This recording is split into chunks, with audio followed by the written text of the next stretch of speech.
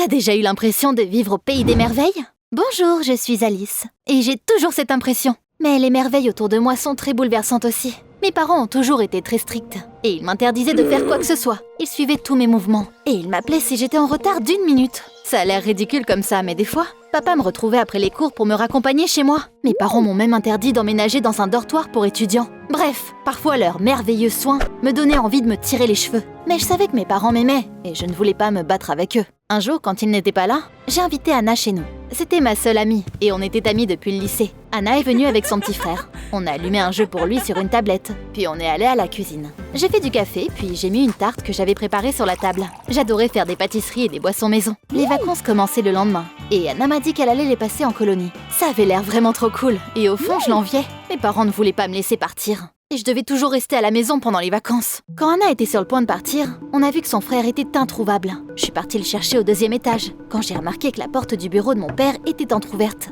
Mes parents ne me laissaient jamais y aller. J'ai soigneusement ouvert la porte et j'ai regardé à l'intérieur. Le frère d'Anna est tout de suite venu me voir. Waouh, moi aussi je veux des écrans aussi stylés! Je ne comprenais pas de quoi il parlait au début. Mais c'est là que j'ai remarqué un bureau avec plusieurs écrans d'ordinateur dessus. À ce moment-là, Anna est arrivée au 2e étage aussi. Et j'ai vite fermé la porte. Une fois qu'Anna et son frère étaient partis, je me suis assise pour regarder un film. Mais je ne pouvais pas m'empêcher de penser au bureau. Pourquoi mes parents m'avaient toujours interdit d'y aller? Et pourquoi est-ce qu'il y avait autant d'écrans là-bas? D'habitude, papa fermait la porte de son bureau. Mais il avait dû oublier. Je voulais y retourner. Et si je n'avais plus jamais une telle opportunité? J'ai hésité un peu plus longtemps, mais en fin de compte, la curiosité a gagné. Il restait environ 1 heure avant le retour de mes parents. Donc je suis retournée au bureau de papa.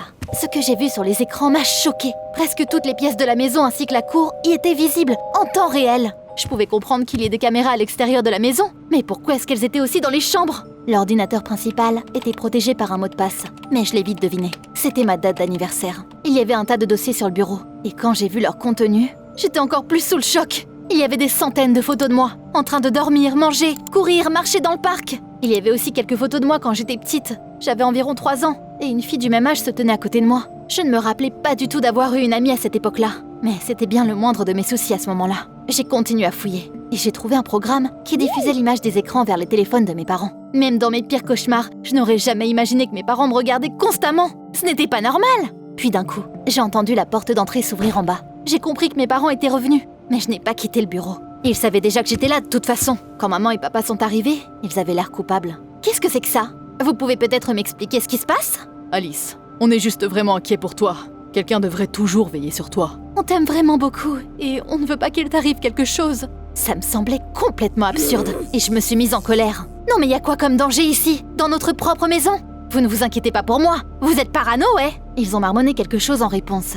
J'ai compris que je n'en tirerais rien, et je suis partie dans ma chambre. J'ai trouvé quelques petites caméras, je les ai cassées et jetées à la poubelle. C'était trop! Assez, c'est assez! J'avais déjà trop supporté ça depuis trop longtemps.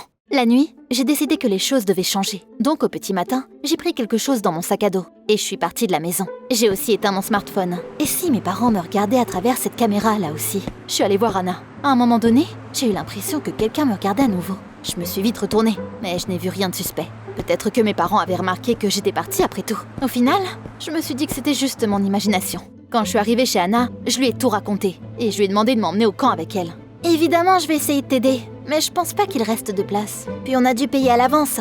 Quoique, attends, j'ai une idée. Ma tante Angela y travaille comme cuisinière. Elle pourrait t'aider à trouver un emploi là-bas. Ça m'a vraiment rendue très heureuse. J'aurais vraiment besoin d'argent. Anna a appelé sa tante et elle a tout arrangé. Il m'a engagée pour travailler à la cafétéria. J'ai passé la nuit avant le départ chez Anna et je tremblais à chaque bruissement. J'avais l'impression que mes parents me trouveraient d'une minute à l'autre. Mais tout s'est bien passé et le lendemain, on est parti pour le camp. C'était dans les montagnes au bord d'un lac. C'était un endroit tellement beau. Anna m'a tout de suite présenté sa tante, qui était très jeune. Ce n'était pas du tout comme ça que je l'avais imaginé. Angela avait des piercings, des dreadlocks et beaucoup de tatouages. Elle m'a tout de suite traînée à la cafétéria et m'a dit ce que j'étais censée faire. Faire du thé et du café, servir des boissons aux gens et aider dans la cuisine. Je savais tout faire, donc je n'avais vraiment aucun mal à suivre. Même le chef m'a félicité. Puis il n'y avait pratiquement aucun réseau dans les montagnes, ce qui était parfait. Mais je n'osais quand même pas allumer mon smartphone. Donc j'utilisais un vieux téléphone qu'Angela m'a donné. D'ailleurs, on s'est vite bien entendu avec Angela. Malgré son apparence, elle était très gentille. Pendant qu'on travaillait, Angela me parlait d'escalade dans les montagnes, de plongée sous-marine et même de parapente. Je l'écoutais la bouche grande ouverte. J'avais vécu une vie tellement ennuyeuse. J'ai vite compris à quel point j'avais raté des expériences incroyables à cause du contrôle constant de mes parents. Dans l'après-midi, pendant nos pauses, on faisait des cours d'obstacles avec tout le monde et on jouait à des jeux différents. Le soir, on se mettait autour du feu de camp ou alors on allait à des soirées. Au début, la vie sans cette supervision parentale constante était un peu bizarre, mais je m'y suis vite habituée. J'ai commencé à parler plus à tout le monde et j'ai même flirté avec des mecs. Mais mes parents auraient eu une crise cardiaque s'ils me voyaient là. Un jour, d'autres personnes sont arrivées. Les Johnson. Jack travaillait comme animateur et Gwen, comme moi, aidait dans la cuisine. Ils étaient vraiment trop cool et drôles. Jack était le gars le plus cool de toutes les soirées, donc on est vite devenus potes. Mais Angela ne les aimait pas, pour une raison quelconque. Un jour, pendant que je préparais du jus d'orange frais, Gwen est venue me voir et m'a demandé quelque chose. Elle m'a expliqué qu'elle et Jack avaient une fille, et ils ne l'avaient pas vue depuis longtemps. Elle devrait bientôt arriver ici, et on voudrait lui offrir de beaux cadeaux. Tu lui ressembles beaucoup, tu as la même silhouette. Tu pourrais venir en ville avec nous et essayer quelques petites choses? Il y avait une ville pas loin du camp, et je n'y étais pas encore allée. Ça faisait quelque temps que je voulais y faire un tour, donc j'ai accepté évidemment. Surtout qu'en plus de ça, j'avais un jour de congé. J'ai pris mon sac à dos et j'ai dit à Angela que je partais et que je reviendrais le soir. Tu vas en ville avec ces deux-là? J'ai levé les yeux au ciel. Qu'est-ce qu'ils t'ont fait? Ils ont l'air gentils. Je ne sais pas, je ne les aime pas, c'est tout. C'était bien la première fois qu'Angela et moi n'étions pas d'accord. On est arrivés en ville en écoutant de la musique forte, et pendant que Jack racontait des blagues. J'étais vraiment de bonne humeur. Les centres commerciaux étaient petits ici, mais on y a quand même passé beaucoup de temps. Jack et Gwen avaient amassé toute une pile de cadeaux pour leur fille. On aurait dit qu'ils achetaient tout ce qu'ils voyaient. Des écouteurs, une PlayStation, un ours en peluche, des cahiers. Je me demandais comment ils avaient autant d'argent pour tout ça. S'ils étaient aussi riches, pourquoi est-ce qu'ils travaillaient à temps partiel dans un camp d'été? Après tous ces achats, on est arrivé aux vêtements. J'ai essayé des shorts, des tops, des robes.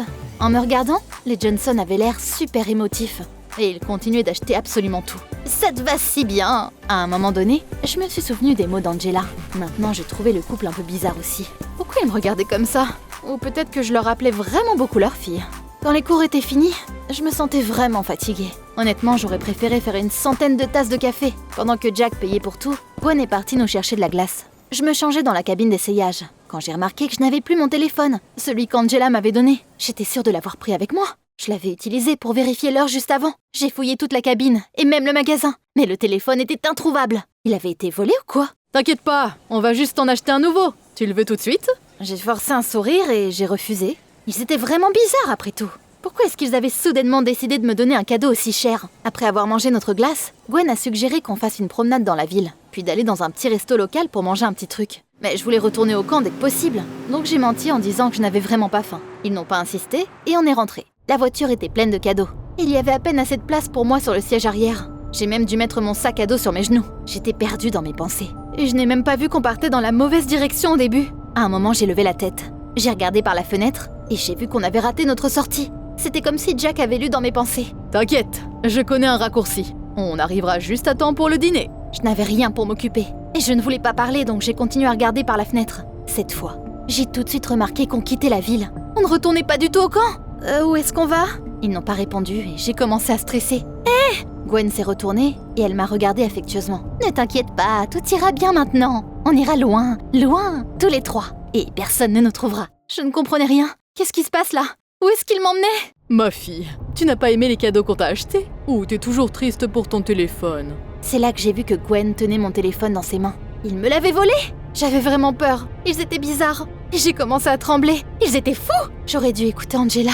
Jack roulait très vite. J'ai pris mon sac à dos et j'ai essayé de réfléchir à ce qu'il fallait faire. Mais ensuite, je me suis souvenu de quelque chose. Mon smartphone était toujours dans mon sac à dos. Et il n'était pas au courant de ça. J'ai prié pour que la batterie ne soit pas morte. J'ai soigneusement sorti mon smartphone et j'ai essayé de l'allumer. Et ça a marché! J'ai tout de suite envoyé un message à Anna et je lui ai envoyé ma position. Mais après ça, j'ai commencé à recevoir des notifs, des appels manqués de mes parents. Heureusement, le rugissement du moteur noyait tous les sons.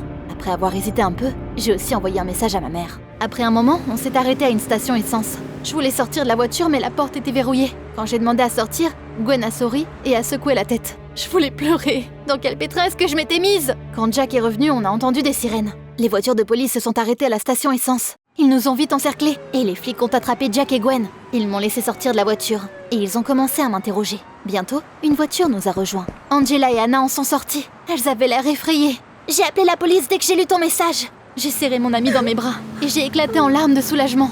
Et puis, une autre voiture s'est arrêtée à côté de nous. Je l'ai reconnue tout de suite. Au cours des dernières semaines, j'avais eu peur que mes parents me trouvent, mais maintenant, j'étais très contente qu'ils soient venus. Quand maman m'a vue, elle a éclaté en larmes aussi. et ils ont fini par me dire toute la vérité. Apparemment, il y a de nombreuses années, les Johnson avaient été les meilleurs amis de mes parents. Ils avaient eu des filles en même temps, mais quelque chose de tragique était arrivé à la fille des Johnson, et elle est décédée. Au début, ils étaient en deuil, puis ils sont devenus fous. Ils ont commencé à penser que tu étais leur fille, Alice. Les Johnson nous ont demandé de te donner. Ils nous ont même offert de l'argent. On avait tellement peur qu'ils te volent. Une fois, on a même dû aller à la police. Mais Jack a des parents riches et influents. Donc ils ont simplement été envoyés dans une clinique pour être traités et libérés tout aussi vite. On n'a pas eu de nouvelles d'eux pendant longtemps. Mais ils sont revenus. La moitié des photos que t'as vues, ce n'était pas nous qui les avions pris. Ce sont eux qui nous les avaient envoyées. Ils nous ont menacé que tôt ou tard, ils t'emmèneraient. C'est pourquoi on était aussi inquiets pour toi. On voulait juste que tu sois en sécurité. J'ai ouvert la bouche grande ouverte. Ça explique donc cette fille à côté de moi sur les photos. On ne sait pas comment ils t'ont trouvé sur le camp. Mais on ne savait pas où tu étais. On était tellement inquiets. Tu ne peux pas nous refaire ça, Alice. À ce moment-là, je me suis souvenu que quand j'avais quitté la maison, j'avais eu l'impression que quelqu'un m'observait. Ça devait être Jack et Gwen. Ils m'ont suivi, ont découvert que j'étais dans le camp, puis ils ont trouvé un job là-bas exprès. Grâce à l'explication de mes parents, tout est devenu clair pour la police. Ils ont arrêté les Johnson et ont découvert plus tard qu'ils avaient été envoyés à la clinique pour un bon bout de temps. Après mon retour du camp, j'ai quitté la maison de mes parents pour aller dans un dortoir étudiant. On s'est encore disputé, mais j'ai tenu bon cette fois. Mes parents n'arrêtent pas de m'appeler et d'essayer de me contrôler. Tu penses que je devrais faire quoi? Comment convaincre mes parents que je ne suis plus en danger?